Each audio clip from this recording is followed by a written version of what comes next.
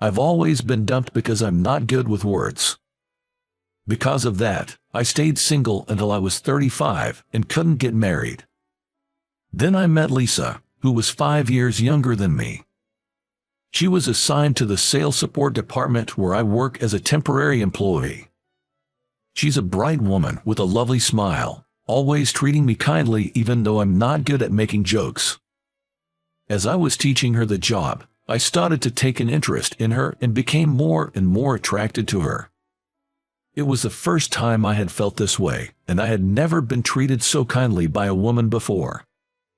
I pursued her relentlessly. And finally, we started dating. Lisa was divorced with a 10-year-old daughter, Amy. I told my parents that I was dating her with the intention of marrying her, and although they were worried about me becoming a stepfather, I was determined. I told them there was no one as wonderful as her, and I was sure we would have a happy family together. I had met Amy before we got married, and fortunately, she has really warmed up to me now. And so we got married and started living happily together as a family of 3. Lisa and I decided not to have any more children. Since I was just a regular employee, I couldn't afford to raise many kids, and I thought having one daughter was enough. Our life wasn't rich, but we were happy. Every day, when I come home, my wonderful wife, with the best smile, and my adorable daughter are waiting for me. Just thinking about that gave me the strength to work hard. Then, one day, tragedy struck. It happened 4 years after I married Lisa. She passed away due to an illness. By the time the symptoms showed, it was too late for treatment. Her condition deteriorated rapidly. During her hospitalization, Amy always stayed cheerful and did her best. We started cooking together every day, planning to throw a big party with all of her favorite dishes when her mom came home from the hospital. We believed she would get better. We managed to keep going, just the 2 of us. Several months after Lisa's hospitalization, when Amy and I had just started to get used to life on our own, it happened. That day, I bought some roses, her favorite flowers, to cheer her up at the hospital. I hoped that showing her the beautiful flowers would cheer her up, even if just a little. But when I arrived, her condition had worsened critically, and she passed away soon after. Suddenly, Amy and I were left alone, stunned. What's going to happen now? I was really worried. And so began my life with just Amy and me. At that time, Amy was in her 2nd year of middle school. It was a difficult period for us. At first, Amy and I were living a normal life, but after a while, I noticed something was off with her. She started to act out against me. I thought it was just a phase at first, but there was a reason behind it. Turns out, Amy was being harassed by her classmates at school. I found out when I happened to see her belongings. Her notebook was filled with hurtful words. Words like "poor girl" from a single-father home and middle schooler living with a non-blood-related old man were written there. I immediately reported the harassment to the school, but that only made things worse for Amy. She began to treat me even more harshly. Even so, I continued to love her as my own daughter, but my feelings never seemed to reach her. When Amy went to high school, she attended a different school from her classmates, and the harassment stopped. However, she remained cold towards me. Gradually, she started going out at night, and when I tried to talk to her about it, she would throw tantrums or yell at me. Then, as soon as she graduated from high school, Amy left home. She only said, "I'm going to live with my boyfriend, I'll be fine on my own," took her stuff, and left.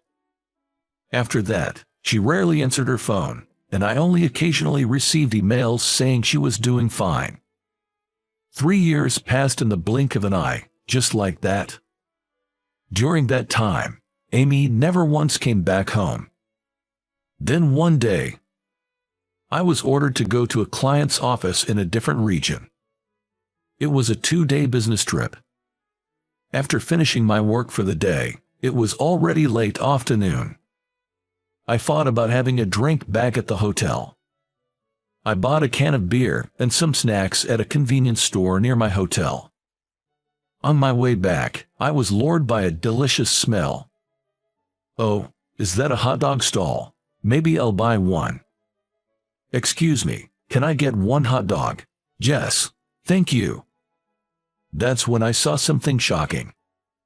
The woman making hot dog in front of me was my daughter, Amy. "Amy, what are you doing here?" Dad."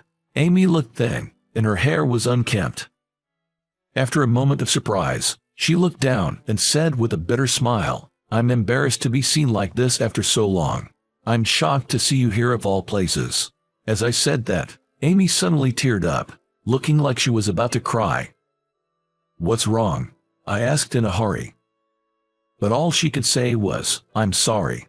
Then I suggested, "I'm staying at a hotel down the street tonight. Why don't you contact me after you finish? Let's talk for a bit."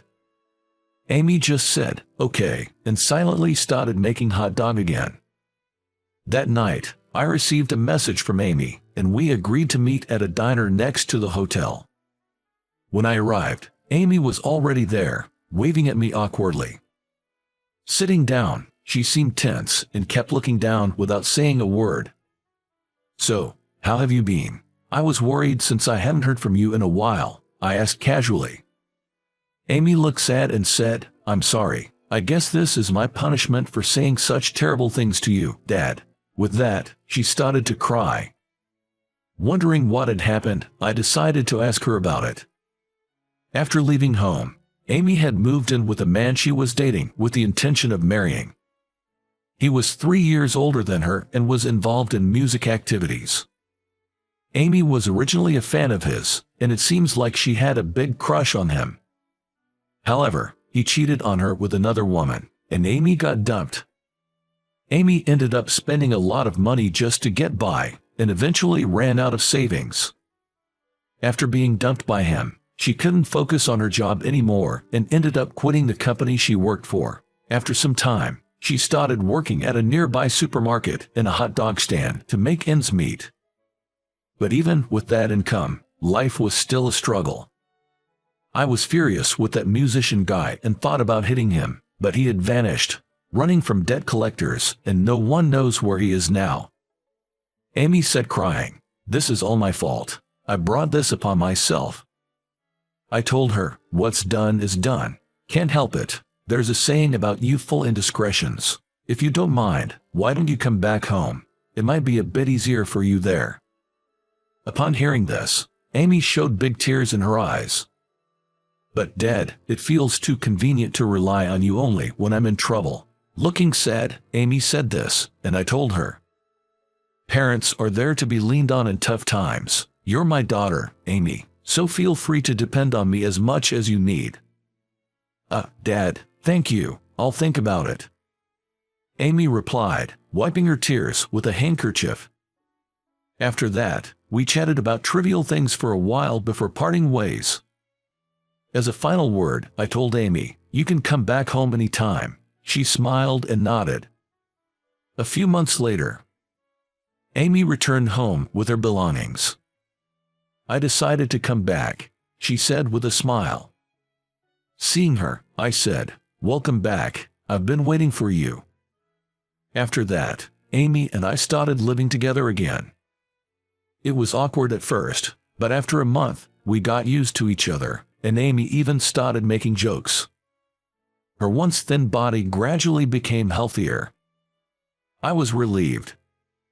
Since coming back, Amy has been cooking every day. Her chicken soup, in particular, is outstanding. It has a gentle flavor, somewhat reminiscent of Lisa's chicken soup, sometimes bringing tears to my eyes. Seeing me like that, Amy asked, laughing, "Is it so delicious that you're about to cry?" "Yeah, it's so good it makes me want to cry." Amy laughed heartily, saying, "What's that supposed to mean?" Watching Amy's smile, I truly felt glad she was getting better. After returning home, Amy got a job at a local factory. She worked hard at her job while also doing her best with the household chores. I was really proud of her. Amy, making up for the time we were apart, took care of me in every way possible.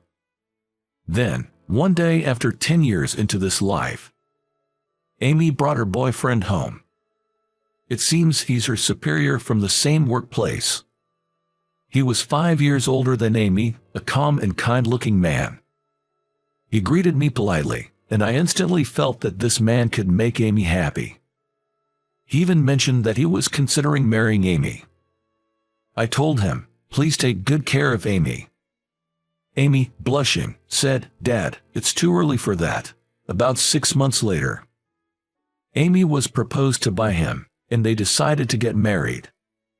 I was a bit sad to see my daughter leave my side, but seeing her happy reassured me. Then, before I knew it, it was the day of the wedding. Amy asked me to walk her down the aisle, and there I was, arm in arm with my daughter, looking like a princess. As we walked, I was so nervous my mind went blank, but then Amy softly spoke to me. "Dad, I was happy because you were my father." Huh? When I glanced at my daughter's face, she was looking at me with a beautiful smile, just like Lisa in her younger days. With my vision blurred by tears, I managed to walk with her to the end and smiled at her. Then we took our seats at the reception hall. Looking around, I saw orange roses, my wife's favorite, decorated everywhere. In the center, my daughter, dressed in a pure white gown, was smiling happily. Then a staff member took the microphone and announced, "Now, the bride will read a letter to her parents." Amy stood up and began to speak, looking ahead. "To my mom in heaven, do you remember the promise we made before you passed away?" Huh? I looked up. "Mom, when I visited you in the hospital, you taught me how to make Dad's favorite chicken soup, other cooking recipes, and many other things. At that time, you made me promise to take care of Dad until I found someone special. I realized then that you wouldn't be with us much longer." I had no idea they had made such a promise. Amy had been bright every day, knowing that Lisa was going to pass away. Tears overflowed as I learned the truth after decades. I couldn't keep that promise right after Mom passed away, I'm sorry, but I realized Dad, although not good with words, is indeed the kindest and most loving person, just like Mom said. I now understand why Mom fell in love with Dad. Both Amy and I are in tears. "I love you so much, Dad." Her confession, choked with tears, filled my heart with overwhelming emotions. Then, looking ahead, Amy turned to gaze at me. "Dad, I'm getting married. Make sure to wash the laundry and not let it pile up. Put on your pajamas after you get out of the bath. Don't walk around naked, or you'll catch a cold." I watched my daughter, unable to speak through her tears. Then a staff member handed me the microphone, saying, "A few words from the father, please." "Amy, thank you for living with someone like me. I'm grateful. You're getting married now, so you can cry like this. Smile, like you always do." Then I turned to address her husband. "My daughter is a great cook and a very kind person. Please take good care of her. Make sure she's happy." I asked so and heard a strong reply, "Yes, I promise." I had no regrets left. And so, the wedding ended successfully. I truly felt blessed to have been a father to my daughter. I was glad to have married Lisa, and happy to have been Amy's dad. I never knew about such a promise, Lisa, worrying about me until the very end. That's just like you. I sat in an empty room, speaking to my wife's photo. After the wedding, Amy moved in with her husband but still came to my house regularly to help with various things. So, I never felt lonely. Seeing the happy couple always warmed my heart. I continue to wish for Amy's happiness and support her in my own way. And now, I'm excited every day, looking forward to meeting my soon-to-be-born grandchild.